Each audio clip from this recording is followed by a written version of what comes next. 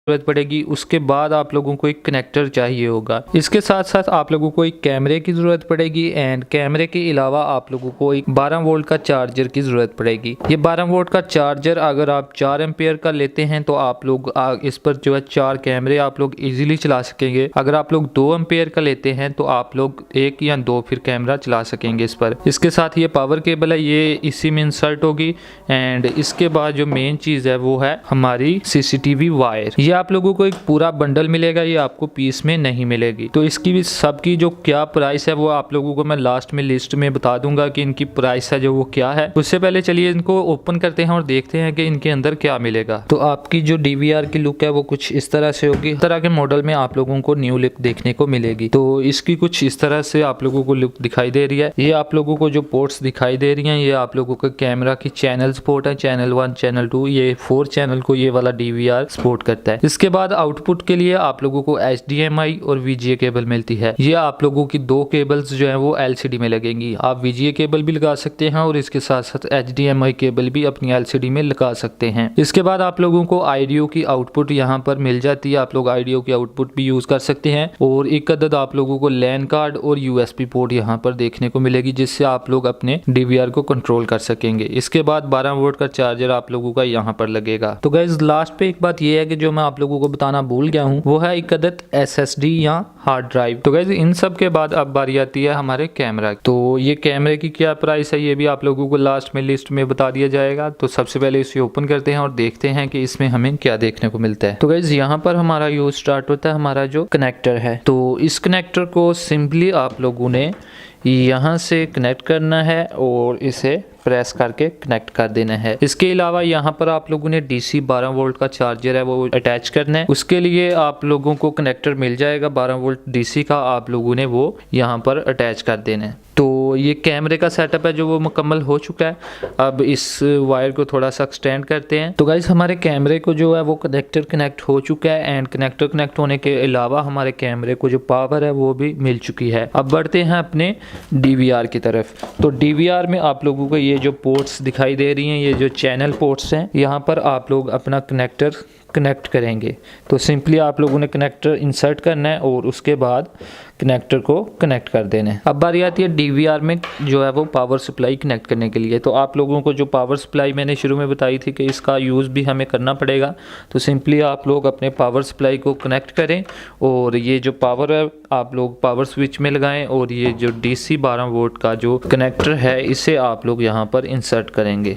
तो ऑलमोस्ट हमारा जो काम है वो कंप्लीट हो चुका है। अब सिंपली आप लोगों ने अपनी VGA केबल यहाँ पर लगानी है और दूसरी साइड VGA केबल की अपनी LCD में लगानी है। तो आप लोगों की स्क्रीन है जो उस पर आप लोगों का कैमरा दिखाई देना शुरू हो जाएगा। अब जो नेक्स्ट स्टेप हमारा रह चुका है वो ये है कि हम इसमें SSD को या HHD को अपनी स्टोरेज को कैसे इंस्टॉल करेंगे। तो ये हमारी स्टोरेज है। तो हमारा जो अब नेक्स्ट स्टेप है वो ये है कि हम इस स्टोरेज को अपने DVR में कैसे कनेक्ट करेंगे। तो चलिए देखते हैं कि किस तरह हम इसे कनेक्ट कर सकते हैं। तो गाइस अब बारी आती है इसमें अपनी जो हार्ड ड्राइव है जो अपनी स्टोरेज है वो कनेक्ट करने की। तो सिंपली आप लोगों ने इसे ओपन करना है।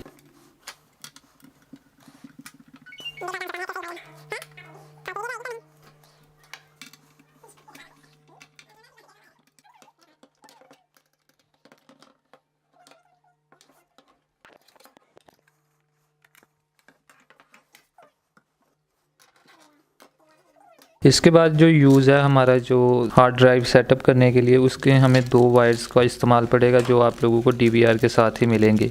तो इन्हें ओपन करते हैं।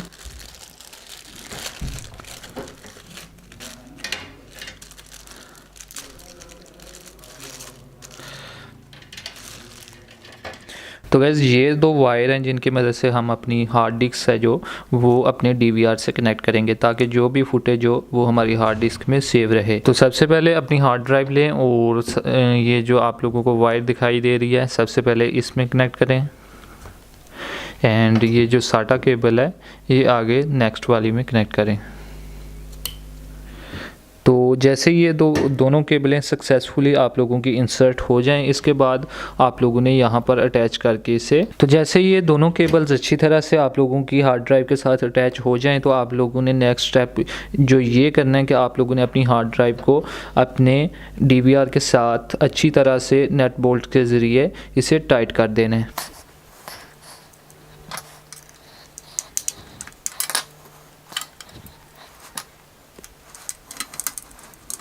तो सबसे पहले आप लोगों ने पावर केबल को पकड़ना है और इस तरह से इसे कनेक्ट कर देना है।